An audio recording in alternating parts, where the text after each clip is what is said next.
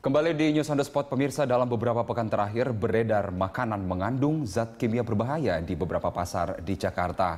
Makanan mengandung zat kimia tak layak konsumsi, berbahaya bagi warga Jakarta, terutama bagi yang sering berbelanja di pasar tradisional.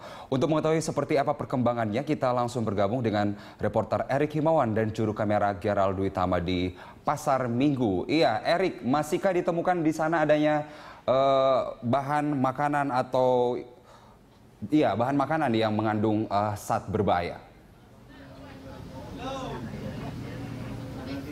Ya, Carlos, memang saat ini bahan-bahan makanan yang diduga mengandung zat kimia ataupun zat formalin yang ada di Pasar Minggu ini memang sudah tidak ada.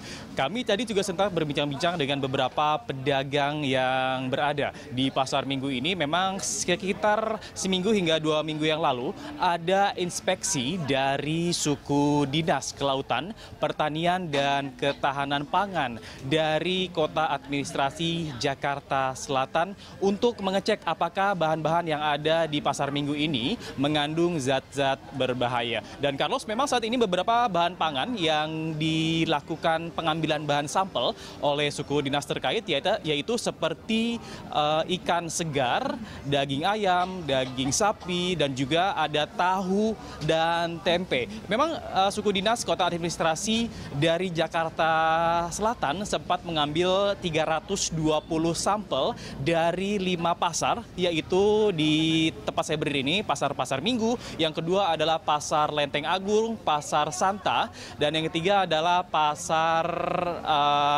yang ada di Mampang dan Warung Buncit. Dari 320 sampel, 8 diantaranya itu terindikasi mengandung bahan-bahan ataupun zat kimia berbahaya seperti zat formalin dan zat klorin. Dan memang untuk di Pasar Minggu ini memang sudah terbebas dari zat-zat berbahaya. Namun seminggu yang lalu sempat ditemukan satu buah kios yang menjual ikan berformalin, dan satu buah kios juga yang menjual beras dengan ataupun yang mengandung klorin. Yang tadi kami juga sempat berbincang dengan beberapa petugas ataupun beberapa pedagang yang ada di Pasar Minggu ini, apabila ikan yang digunakan formalin itu ketahanannya itu bisa mencapai 2 kali lipat. Apabila tidak mengandung formalin itu hanya bertahan 5 hingga 6 hari. Namun apabila digunakan formalin itu ketahanan bisa mencapai 2 minggu. Sedangkan kami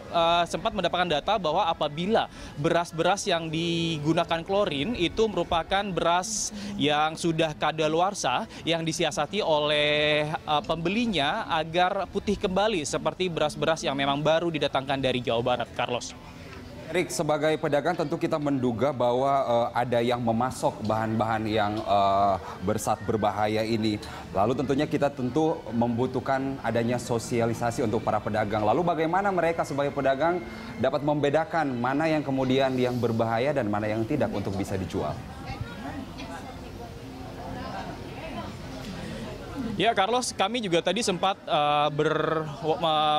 mengadakan wawancara dengan beberapa pedagang yang ada di Pasar Minggu ini. Memang mereka mengaku tidak mengetahui ataupun tidak bisa mengidentifikasi apakah barang yang mereka beli mengandung zat-zat berbahaya ataupun zat formalin. Tadi kami juga sempat mendapatkan informasi bahwa saat ini apabila kita saat ini kasat mata itu tidak bisa membedakan apakah bahan-bahan makanan itu mengandung zat formalin atau tidak. Namun apabila suku dinas dari kelautan, perikanan, maksud kami kelautan dan pertanian serta ketahanan pangan sudah melakukan inspeksi ke beberapa pasar yang ada di DKI Jakarta, nantinya mereka akan menempelkan sebuah stiker di kios-kios tersebut bahwa memang bahan-bahan makanan yang dijual oleh kios-kios tersebut ataupun yang berada di satu pasar itu sudah bebas dari zat-zat berbahaya dengan stiker dari suku dinas itu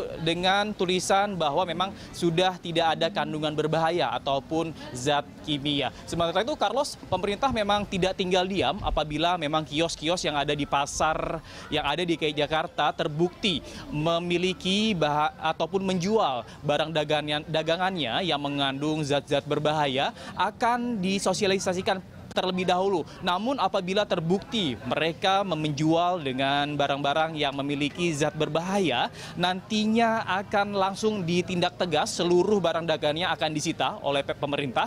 Sementara itu nantinya juga izin usaha di pasar tersebut, pedagang yang terbukti menjual barangnya dengan zat yang berbahaya akan dicabut dan tidak boleh lagi berjualan di pasar tersebut. Demikian laporan kami langsung dari Pasar Minggu, Jakarta Selatan. Kita kembali ke studio, Carlos. Iya, kita berharap tentu pemerintah memastikan bahwa setiap barang konsumsi yang dikonsumsi oleh masyarakat aman. Terima kasih Erik Himawan atas informasi Anda dari Pasar Minggu, Jakarta Selatan.